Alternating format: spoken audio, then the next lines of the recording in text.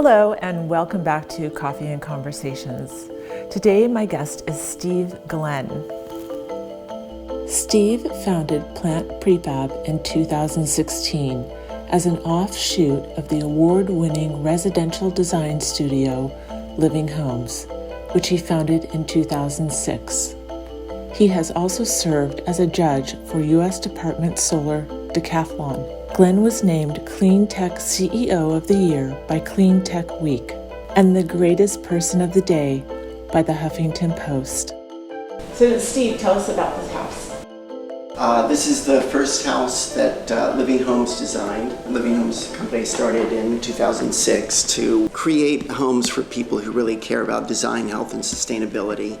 So our model was to partner with great architects, integrate a LEED Platinum level environmental program, and then use outsourced factory production to more efficiently build our homes.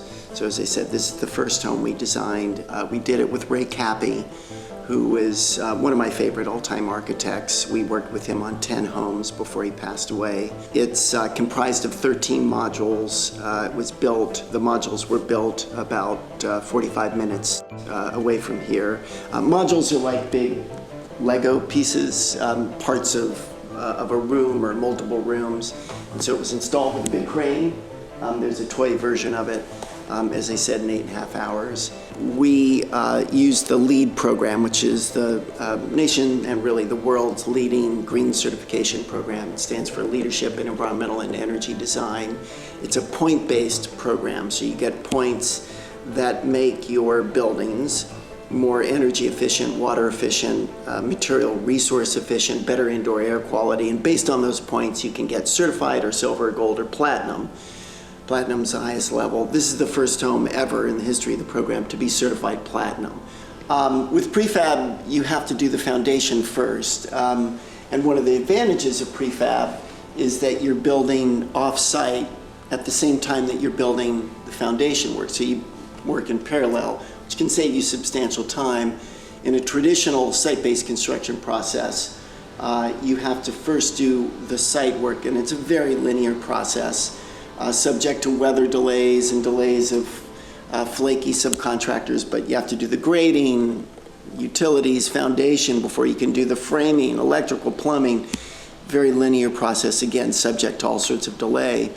In prefab, you can do both at the same time. You're working on the site work and off-site, and in an all-weather controlled facility, you're working on what's called the vertical, the elements that go above the site. So that's why you can save so much time. So foundation was being done. This home, which as I mentioned was comprised of 13 modules, were being done at the same time, and maybe you want to sweep up and take a look up here. So this is a steel frame. We do both steel and wood. You can see we were honest about mate lines. We don't try to cover it up, so you can see there are 3 modules that go this way. You can see the mate lines there. You can see where the modules above hit the module that goes in this direction below. We like to express that. Most people who know Ray Kappe who come here are like, oh my God, this is a Ray Kappe home. And we're pretty proud of that because we really try to respect the integrity of the architects with whom we work. We want to be very true to their design, but we want to build it offsite in an efficient way. Most people who know Ray Kappe's work say, wow, this looks like a Ray Kappe home, but yet it was installed in 8.5 hours from a bunch of rectangular modules. So we feel good that we've so far been really good about maintaining architectural integrity. And the other part is, as I said, this is the first home certified LEED Platinum. In the program, most people who look at this, you may or may not like the design, but most people don't think, oh wow, this is really a green home. And for some that may be a turnoff, I hope not. But we try to just build in a responsible way and not kind of force you to make certain design changes, because we know first and foremost, you want a home that's very livable, that reflects your family's needs, your particular design aesthetic. So I think we've been good about that. So some of the sustainability features, the concrete here is mixed with fly ash. Fly ash is what you get when you burn coal, so it makes it rather than going to landfill, we integrate it in the concrete, so that makes it a recycled material. This countertop is made of recycled cellulose, so basically newsprint. The insulation is blue jeans, it's denim. The wood here is a cedar, is Forest Stewardship Council certified wood. So it's a nonprofit that certifies that the wood is grown and harvested in a sustainable way. That's inside and outside, both cedar. Steel is the most recycled building material there is, basically old used cars. All of the appliances are super efficient Energy Star appliances. This is the first home ever in LA County to have a permitted gray water system. So sinks, washing machine, dishwasher, showers, that water is used for irrigation rather than city water. So all the landscape, which is drought tolerant native landscape, gets gray water for irrigation. The lighting, not these lights, but all the recessed lights are LEDs, light emitting diodes. They use about 1/10 of the power of incandescent lights. Bathroom here, actually David Hertz developed that concrete material. It's recycled concrete. Ray did this great design element where we use polygal, which is a plastic, but it lets in light, so you don't have to really have the light on during the day in this parlor bathroom. So we'll head upstairs. In the bathroom here, this is recycled glass and mirrors, countertops. The shower divider here is recycled plastic. The tiles are made from recycled materials. All low flow water fixtures, and as I said, gray water, so water from the sinks here is used for irrigation.